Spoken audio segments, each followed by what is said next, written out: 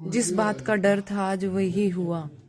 सुबह के 4:42 और मैं उठ गई थी 28 जनवरी। 15 डिग्री टेम्परेचर था और नींद मुझे आ रही थी क्योंकि आज अर्शिया ने मुझे ढंग से सोने नहीं दिया था। और जब गुड़िया तंग करे रात को तो बस मैं बेचैन हो जाती हूँ। पर जो मेरा टारगेट था सुबह उठने का 30 दिन का, वो करना ही था।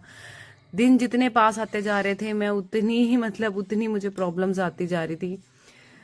कभी कोई आ रहा है, कभी कोई, कभी बारिश ने भी अभी दस्तक देनी थी और मैं बैठ गई पानी पी के थोड़ी देर बाद अपनी एक्सरसाइज पे।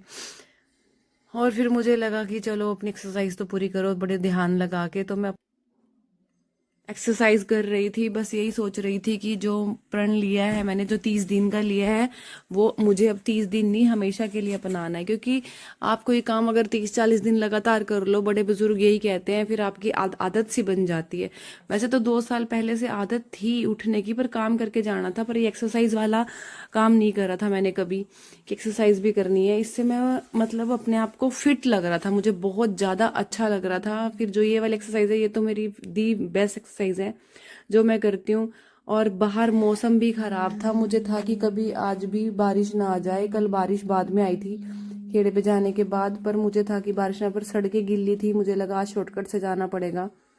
और दिमाग में यही चल रहा था बस कि कैसे होगा सब कुछ। क्योंकि 2 दिन रह गए थे और मुझे 2 दिन बाद जो मैं अपनी 1 फरवरी से जो मैं अपनी स्टोरी रिवील करने वाली थी, इतने में प्रियंका आई। मैंने कहा आ रही हूँ 5 मिनट पर, क्योंकि 5:30 के करीब हो गए थे। बच्चों के लिए किचन में देखना होता है कि क्या बनाना है। वैसे तो हम एक दिन पहले ही सोच लेते हैं कि क्या बनाना होता है, बट फिर भी किसी की कोई डिमांड होती है, किसी की कोई डिमांड होती है। क्योंकि आजकल खाना बहुत ठंडा हो जाता है फेस की एक्सरसाइज करने के बाद। फिर मैं किचन में चली गई थी और मैंने सोचा चलो उसके बाद हो जाते हैं थोड़े रेडी।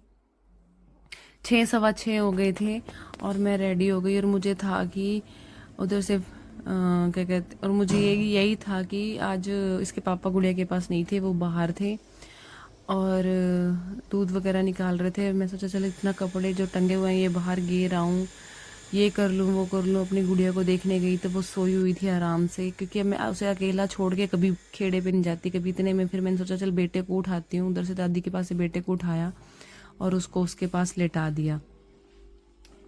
मैंने कहा लेटा देती हूँ। और टाइम हो चुका था 6:30 हो गए थे और फिर मैं चली खेड़े की तरफ। मैंने कहा चलो बाबा जी आज लेट हो गई हूँ, बट जाना तो था ही। और सड़कें ऐसी थी, मुझे लगा ले अभी फिसलूंगी आज तो। फिर देखो ये सड़कें का हाल दिखाते, क्योंकि चिकनी हो जाती है बारिश में। पर मौसम ऊपर ऐसा था कि बारिश आए आए, और मैं यही वेट कर रही थी कि परमात्मा अभी ना बरसी हो, बस मुझे एक बार पहुंचने दे। और फिर मैं चली जा रही हूँ शॉर्टकट से।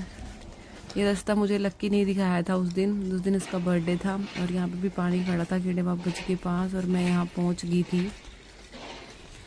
और जैसे ही जल वगैरह चढ़ाया, यहाँ डॉग कुत्ते पीछे पड़ जाते हैं और मैं उन्हें हटा रही हूँ। मैंने कहा हटो बस, चलो जी। और फिर मैं होली वापस उसी रास्ते से, और यहाँ पे आई तो देखा फिर आराम आराम से चल रही हूँ। पीछे कोई पता नहीं कार थी, पता नहीं ऑटो था, क्या था आवाज़ पता नहीं। और मैं चल रही थी, बैक कैमरा किया पर कवर नहीं कर पाई लाइट को।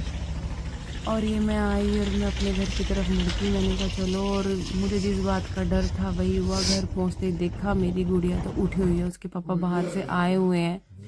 6:40 हो गए थे और बेटा, और ये मैंने अपनी गोद में ले ली। सोच रही पता नहीं कहाँ गई थी। मम्मा मिलते हैं कल के व्लॉग में।